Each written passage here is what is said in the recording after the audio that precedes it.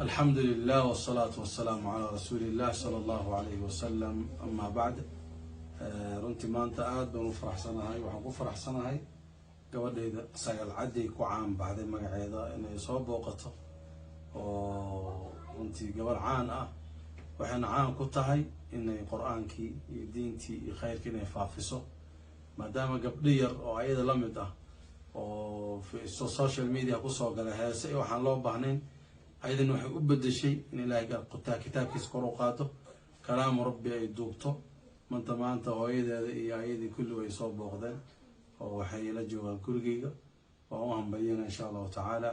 ilaahayna waxaan ugu rajeynaa subxaanahu watacaala in ka dhigo xaafida likitaabillahi oo qaari ah taaliya lilqur'aani anaa alleyli watraaf annahaar, iyo gabdhaheena dhan meel kasta ay joogaan. wabillahi tawfiiq. wasalaamu calaykum waraxmatullah. waan ku faraxsanahay sheekh inaan maanta ku arko. anina sidoo kale maasha allah inuu ku faraxsanahay. allah ku barakeeyaa.